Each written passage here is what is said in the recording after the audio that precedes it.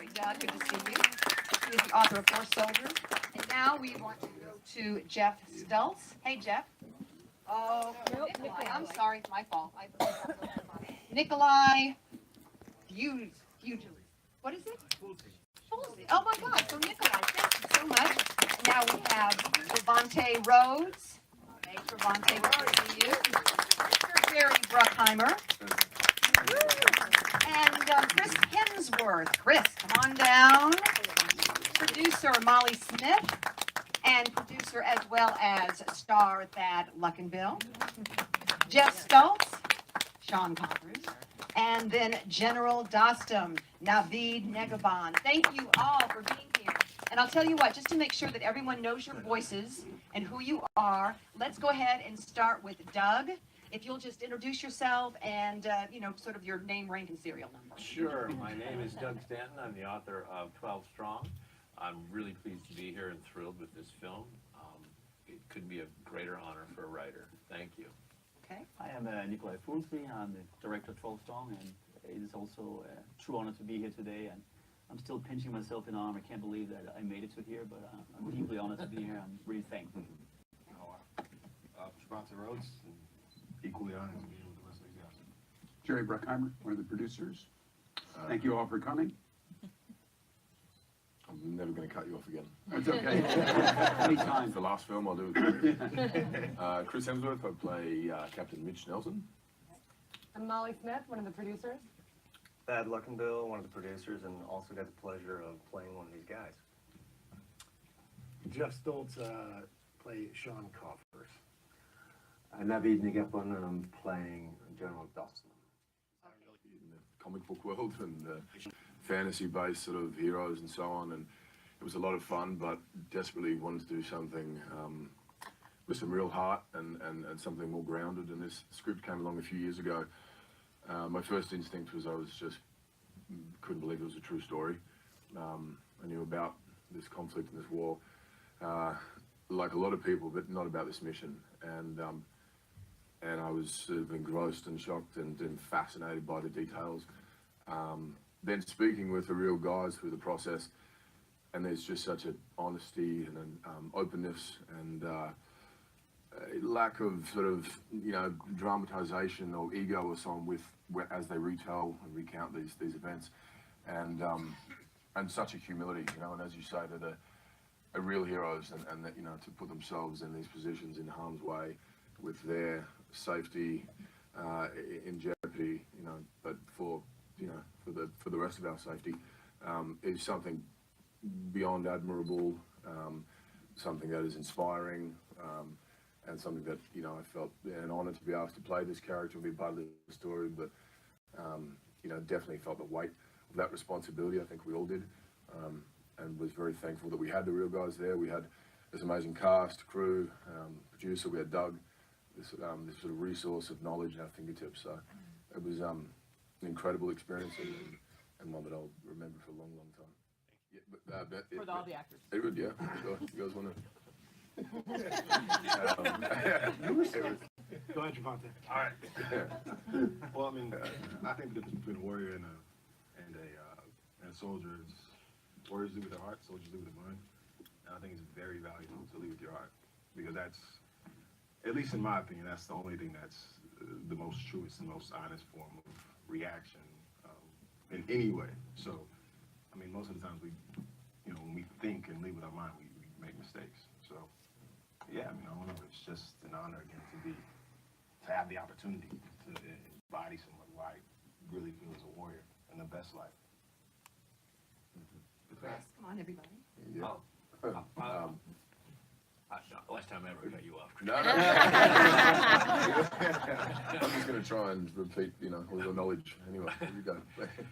What makes this movie so fascinating, what they've done so brilliantly, is really that these guys, the Special Forces soldiers, the diplomat on the ground. So when you think about this movie and go home, you want to think about World War II, actually, and people drop behind enemy lines to foment resistance. So therefore, the relationship that Chris has with Navid in the film is really a key, central, driving, emotional point. And so the movie is both filled with action, as you saw, and also really tries to drive home the fact that this is America working at its best to create social change and using combat if necessary, but also using the power of the mind, as Trevante said. They're almost like Jedi Knights here, trying to do a mind meld with the culture that they're engaging with and being very respectful of it. So it's a very interesting, complex movie in that way. Yeah, the way they were able to adapt and evolve and embed themselves within this world and work with the local people, not against them, working with them and fighting a common enemy, and the brotherhood they formed with, you know, the local Afghan people, but also amongst the soldiers, was something that kept coming up amongst all of the guys I spoke to in this experience, and that you know, the relationships I still keep to this day with one another is as strong as any family bond I've ever had, and that was something that was always, again, you know, inspiring and pretty evident with their approach into why they did things. You know. Did any of you all research this with Rob Riggle, since he was a former Marine? I mean, he was maybe a go-to guy for some of these things, how to hold the weapons, or? We had not that Rob wouldn't be the perfect guy to go to. We had some of the real guys that this book was based on. We had military advisors there. One of the actual actors, Kenny Sheard, is a former Navy SEAL. So we had a lot of people with a lot of experience that we leaned on. We had, by the end of it, everyone was made a move or held a gun. We'd kind of turn to Kenny, and he would go, you don't look right. So we had people there to make sure we didn't screw it up. And that was important to everybody, to the producers, to Jerry when they developed this, to just be authentic and pay these guys the respect that they deserve and tell the story that it should be told. I think. Go ahead. I think one of the most important things for us was that, in my opinion, we had Mark Noche, Bob Pennington, and Geoff Stults, who was actually the guy on the ground. They were able to tell us exactly what was happening on the ground, and taking Doug's book and then the script and put all these elements together, we were able to discover the truth, what was exactly happening on the ground. And even some of the Afghans who helped us on the set, there were few of them, they were actually involved in that incident. They were there. There were soldiers who are right now refugees and they live in Albuquerque. And I think they really helped us by telling us exactly how they were feeling. And for me, it was crucial just to sit there and listen to them.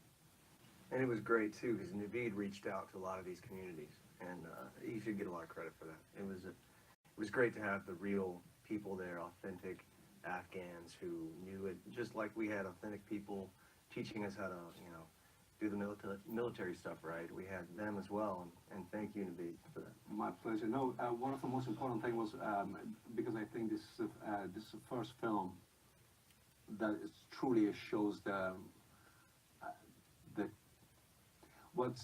what Afghans went through and how we united with them to achieve our goal. And the families that I talked to, some of them, they didn't want to be involved in the film. But when I told them what we are doing and what is this film about, the head of the families, they got together, and all of a sudden, we couldn't find any Afghan background or actor to work with us, and all of a sudden we had about 400 people lined up. Everybody from Uzbek families, Tajik families, Hazara families, all of them, because the heads of the families, they were sitting, this older man, Mr. Sharifi, I think, was sitting there, and he was checking everybody in when they were coming in, and everybody would come, kiss his hand, and walk in and sign up for the movie, and we were really blessed to have them on the movie. So, I think when the moment that you there's an expression that says you can see the truth when you're blind and you can hear the truth when you're deaf. So if you put all the differences aside and look at the person as who the person is, then you will see how how similar we are. And then you will discover our similarities, not our differences. And that's what the world is about. It's about us being the same. There's no difference, except the color. Who cares? Go inside. What you find inside you is pure white. And there's no difference between the white that's inside me and anybody else who is sitting here. All of us, we are the same. Wow. We can't follow that. What he said. I'm just a lover, not a fighter. True. I don't know if this answers your question, but to me, this is the thing to take away from me was that I think everybody that was old enough obviously remembers where they were at and the way they felt on 9/11. You know, and there are plenty of other stories. Even at this time, there are other operations happening. This one just happens to be written really, really well by Doug, and it really shows the story. But these are 12 guys that made what ended up, what could have been. They chose to make what could have been the ultimate sacrifice because of what they believed in, what they believed America stood for, and what they left their families behind. Some guys left their families behind, and they knew that there was a chance that some, if not all of them, wouldn't come back. And this is about a love for one another and a love for the ideal of what America is, and they believed that they were making a difference so that nothing like 9/11 would happen again. Yeah, I mean, I kind of echo that. I think, for me, what stands out most is the bravery of these guys. We, like you said, a lot of us in this room remember where we were and what we were thinking on 9/11, and just the fact that these guys were the first, essentially the first guys in, didn't really know how to do the job they were supposed to do, but they learned on the fly, and they did it, without complaining, and I'm sure they complained a little bit, but they did it. They did it through bravery and patriotism and the right way, and that was really neat to portray. Absolutely. I mean, there's so many elements to this story, but I think something that we've seen people respond to when we've screened the film is the sacrifice. There's a line in the movie I love so much where it says, Michael Shannon says, how do you love your family and leave them to go to war? And I think that's such a poetic, beautiful line because, people do this every day and they make sacrifices for their country, for their, the camaraderie, the love, it's their duty. And I think we really tried to capture the spirit of the military, all branches of the military and soldiers in general, by showing some of the layers and complexities of the home life and their families, and then, of course, seeing the scope of what these guys went to go do, because they felt a sense of duty and to fight for their country.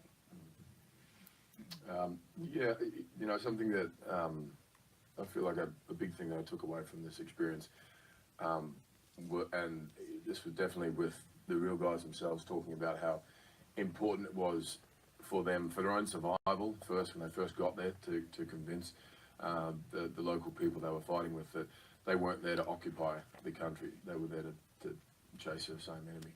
And as Navid said, the local people that we had working with us from Afghanistan who were living in Albuquerque, a number of them came up and said, thank you for telling this story because, I was there, I fought with the Americans, but the whole world thinks I'm a terrorist, and he said, I think it's so important that, people know that we are on the same side, and the invading force is the Taliban, is Al-Qaeda. They're the ones who are the infection that are coming in to take over and restructure the place. So, yeah, as you say, a lot of them normally didn't want to be involved in films like this, but were sort of, couldn't get there quick enough. And that meant a lot, I think, to all of us. And as I said, there was certainly something that the soldiers were very concerned with as well in this mission. I think that collaboration and the heart and the bond and the brotherhood they shared with them. Yeah, I think that these men don't see themselves as heroes. They're just doing their job. That's what they're trained to do. They do it because they love their country, they love their families, and they're professionals. And they're highly trained, they're highly intelligent, and they're deadly. And the fact that they went into this country and bonded with the Afghan people. And you have to understand that there's so many different tribes, and they show in the movie where they all fight amongst each other. And the fact that this group of 12 men got in there and got them all to work together against a common foe, which is so interesting. And it all comes down to our military and how well trained these men are. And they don't see it as sacrifice. They see it as something that's their job. That's what they're trained to do. And they're so good at it. And we're very fortunate that we could show their excellence in this movie. And thanks to Doug, who found this story. I think you should tell him how you found the story, because this was classified. We would never know about this story had it not been for Doug digging in. He ran into a soldier, started telling him about this classified mission that he couldn't talk about. And so that's so interesting. And this is just one mission. There's so many others that we know nothing about that they've done. And what happened right after 9/11 is President Bush went to his military and said, we have to root out this evil. And how can we do it? And the military advisor said, well, it's going to take us at least 6 months to put a force over there. And he said, that is not acceptable. Tell me another way. And they went to, I guess, George Tenet, who was the head of the CIA at the time. And he went to one of his operatives, the CIA agent, and he said, I want you to get in there. He put his hand on a map and he said, I want these 5 provinces. I'm not going to ask any questions, just get it done. And that was J.R. Seeger. And he went in there right after 9/11 with, I think, 7 guys. And he was the first group to go in. And quickly, I guess a week or two after that, these 12 guys went in. So it just shows you what a small force can do and how good they are at their job. You know, I hope that people take away the identity that connectivity, love, camaraderie, brotherhood, sisterhood, you know, just, I guess, basically to relay what everybody else was saying, just loving and being open and connecting with people and perspective and understanding. Because my understanding of what anybody, in all honesty, from the Middle East was after this event was anybody from the Middle East is bad, which is so ignorant. You know what I mean? So to have the opportunity to read this story and be a part of this story that shows the truth. And yeah, again, man, it was just, it's amazing. Thank you, thank you, thank you. And that's what I hope that people take away from the film. Yeah. Nicolai, you have to. I think in a way it's, to sum it up, I think it's also a homage to the human spirit, you know. I mean, these, both on the Afghan and on the American side, these all these heroes were just ordinary people. It could be a friend, your neighbor, and under extreme circumstances, they all rose to the extraordinary, you know. Yeah. It's funny you brought up that scene, how do you go to war and still love your family? I remember sitting in Bob Pennington's kitchen and he gave me that line as I was interviewing him, and when I heard of the movie, I got choked up, because really, in essence, this is a secret story that we're now telling about a part of our society that's been fighting now for 17 years, and in some ways to walk away from this movie is to also be aware of your own communities and what's going on and the sacrifices these people are making. I think these guys succeeded because they weren't afraid to fail.